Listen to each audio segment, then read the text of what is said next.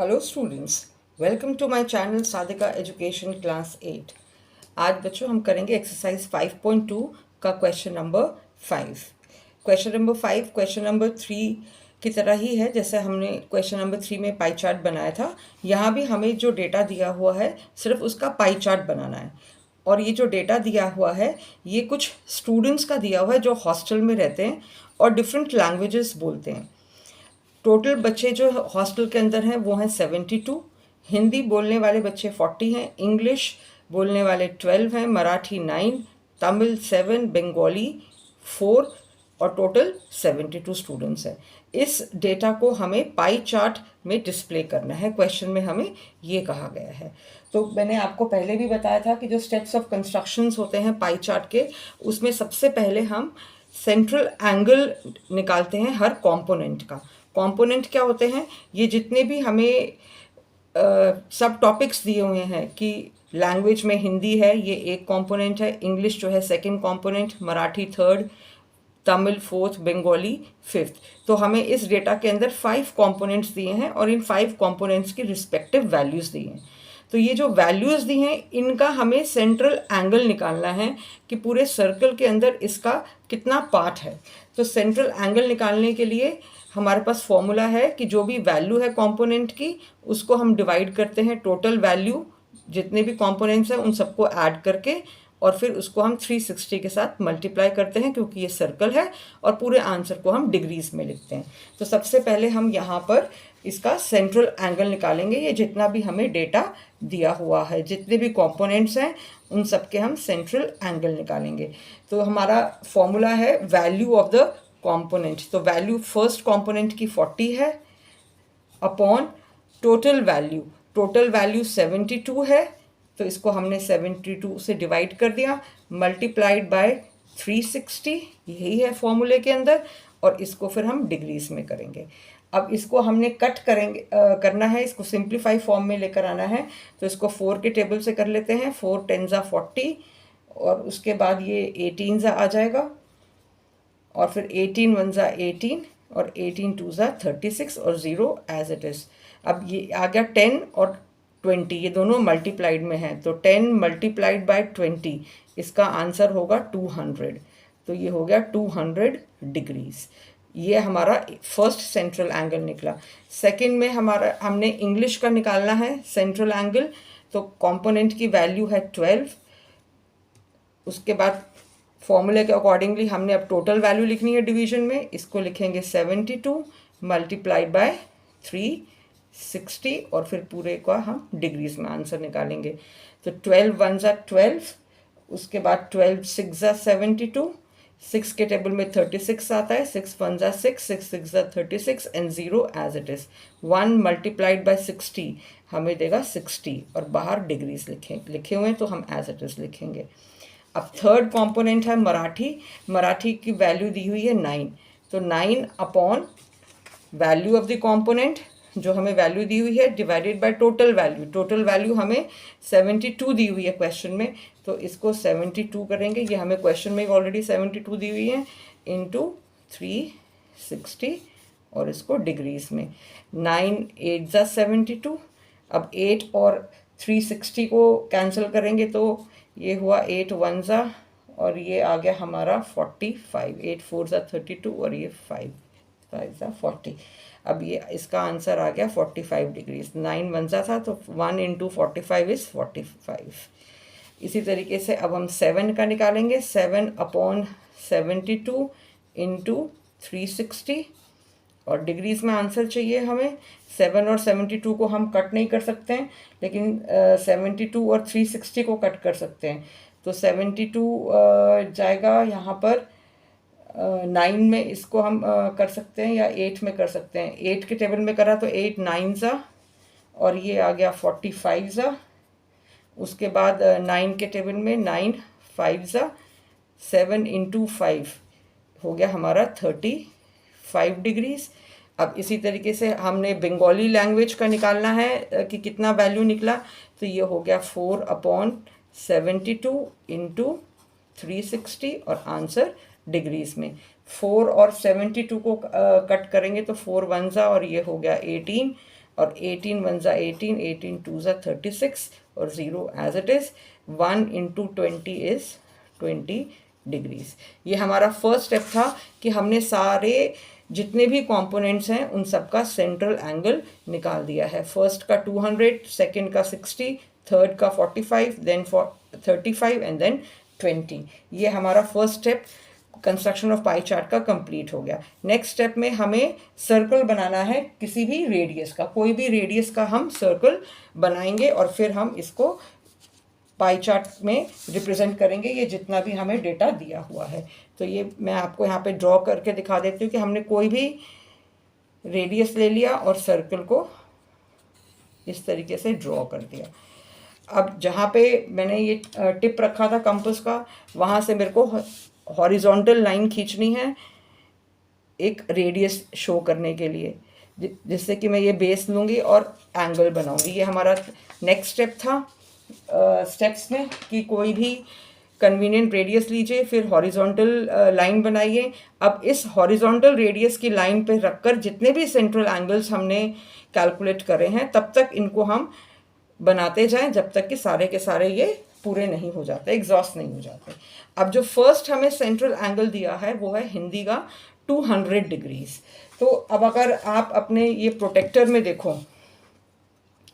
Protector में आपको सिर्फ 180 डिग्रीज तक का मेजर है। 0 से स्टार्ट होता है 10, 20, 30, 90 और आगे करके 180 डिग्रीज तक, लेकिन 200 का नहीं दिया हुआ।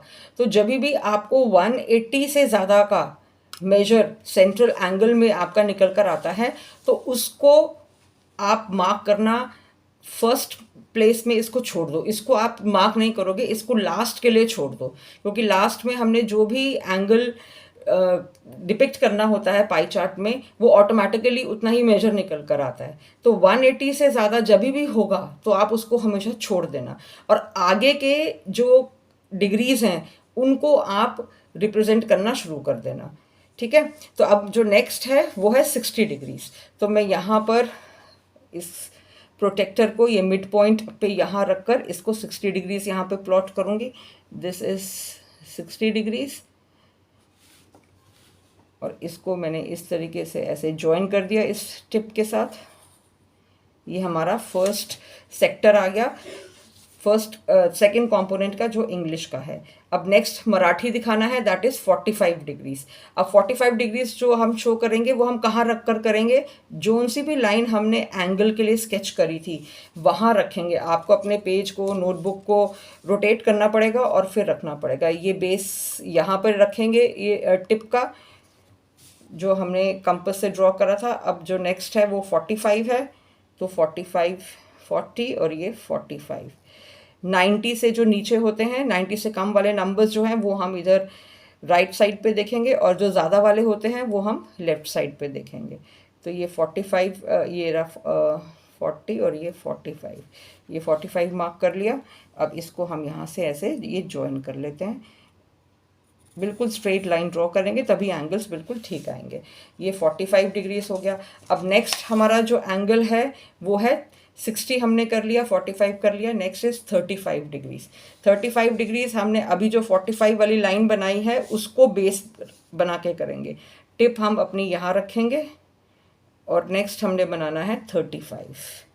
ये हमारा 30 डिग्रीज है, 90 से कम वाला हम राइट साइड पे देखेंगे और ये 5 वाला पॉइंट बीच में, और इसको हम इस तरीके से ऐसे ज्वाइन कर लेते हैं। ये बन गया हमारा 35 डिग्रीज। अब 35 डिग्रीज के बाद हमारा जो नेक्स्ट बचा हुआ है कंपोनेंट वो है बंगाली लैंग्वेज का, दैट इज़ 20 डिग्रीज। अब यहीं पर हम दोबारा वापस प्रोटेक्टर को रखेंगे, बेस लाइन 35 डिग्रीज वाली लाइन की जो लाइन हमने स्केच करी थी एंगल की, उस पर उसको बेस बना के करेंगे और 20 डिग्रीज, ये 10 डिग्रीज और ये 20 डिग्रीज। ये यहाँ पर आगे मैंने सर्कल बड़ा बनाया सो दैट आपको दिखाई दे ठीक से, तभी ये पॉइंट अंदर आ रहा है सर्कल के। ये 20 डिग्रीज बन गया। अब ये हमने जितने भी एंगल्स बनाए हैं इनको हम ये लिख देंगे कि ये कितना है। अब ये वाला एंगल हमारा 20 डिग्रीज था, ये 35 डिग्रीज था, ये हमारा 45 डिग्रीज था, ये 60 डिग्रीज और ये जो बच गया ये हमारा है 200 डिग्रीज जो हमने छोड़ दिया था, जस्ट बिकॉज कि वो 180 से ज़्यादा है और उसको प्रोटेक्टर से बनाने में थोड़ी मुश्किल होगी इसलिए छोड़ दिया। ये नहीं कि हम बना नहीं सकते, बना सकते हैं। पहले हम 180 ड्रॉ कर लेते, फिर 180 यहाँ से डॉटेड लाइन बनाकर फिर उसमें आगे हम 20 डिग्रीज को और करके कर लेते, वो थोड़ा सा मुश्किल हो जाता है। इसीलिए आपको मैंने इतना बता दिया कि जब भी 180 से ज़्यादा हो तो उसको छोड़ दो और बाकी के सारे आप बना लो। तो जो बच जाएगा वो 200 या 180 से ज़्यादा वाला जो भी, अगर 220 होता तो अकॉर्डिंगली वैसे हो जाता। अब हमारा जो नेक्स्ट स्टेप है, सारे सेंट्रल एंगल्स को मार्क करने के बाद कि जितने भी हमारे पास ये सेक्टर्स आए हैं उनको हमने शेड करना है डिफरेंट डिज़ाइन के साथ और फिर लेबल करना है, तभी हमें हमारा रिक्वायर्ड पाई चार्ट बनेगा। अब ये जो 180 डिग्रीज है इसको हम अलग तरीके से शेड कर देते हैं कि ये रिप्रेजेंट कर रहा है हिंदी लैंग्वेज को, कि हॉस्टल के अंदर कितने बच्चे थे जो हिंदी लैंग्वेज को बोलते हैं। पाई चार्ट में हमेशा डिफरेंट डिज़ाइन ही बनते हैं और तभी हम बताते भी हैं कि ये कौन से डिज़ाइन को रिप्रेजेंट कर रहा है। तो ये जो 180 नहीं, ये 200 है, दिस इज़ 200। ये 200 को बता रहा है हिंदी लैंग्वेज जो कि 40 बच्चे थे। इसको हम बोल देंगे यहाँ पे, इसको लेबल कर देते हैं कि ये हिंदी लैंग्वेज है। अब 60 डिग्री वाला जो है ये इंग्लिश लैंग्वेज को रिप्रेजेंट कर रहा है, तो इसको हम चाहे तो हम इसको छोटे छोटे सर्कल्स के साथ इसका डिज़ाइन बना सकते हैं कि सारे सेक्टर्स अलग अलग दिखाई दें, और आप आराम से इसको कर सकते हो कि थोड़ा नीट लगे। दिस इज़ 60 डिग्रीज और ये है इंग्लिश लैंग्वेज। नेक्स्ट हमारा 45 डिग्रीज है जो कि रिप्रेजेंट कर रहा था मराठी लैंग्वेज को, तो इसको हम स्ट्रेट लाइंस के साथ रिप्रेजेंट कर देते हैं। This is Marathi language, Marathi language. जितना आप सुंदर बनाओगे अपना पाई चार्ट, आपको खुद को देखने में अच्छा लगेगा और आपको बनाने में भी फिर उतना ही इजी भी लगेगा कि ये बहुत इजी है बनाना, मुश्किल नहीं है, सिर्फ स्टेप्स याद रहेंगे तो आप बना लोगे। अब यहाँ पर हम इसको डॉट्स बना सकते हैं, ये 35 डिग्रीज वाले को। 35 डिग्रीज जो है ये हमें था हमारा तमिल कंपोनेंट के लिए था कि तमिल कितने बच्चे बोल रहे हैं हॉस्टल के अंदर, और ये 20 जो है इसको हम वेव वाली लाइंस के साथ कर देते हैं जो कि बंगाली बोल रहे थे बच्चे। इस तरीके से आप बहुत ही सुंदर तरीके से अपना पाई चार्ट बना सकते हो। This is Bengali language. So this is your required pie chart जो कि आपके इस क्वेश्चन में है। एक्स्ट्रा क्वेश्चन भी मैं आपको पहले वाला ही दिखा देती हूँ जो हमने क्वेश्चन नंबर 3 में करा था, बिल्कुल सेम है, वही आप कर सकते हो इस एक्सरसाइज के इस क्वेश्चन नंबर 5 के साथ भी, जो आपने क्वेश्चन नंबर 3 के साथ करा था। सेम है, पाई चार्ट ही बनाना है, तो सेम चीज़ है। आप दोबारा इसी क्वेश्चन को ट्राई कर लेना तो आपके लिए और हेल्पफुल रहेगा।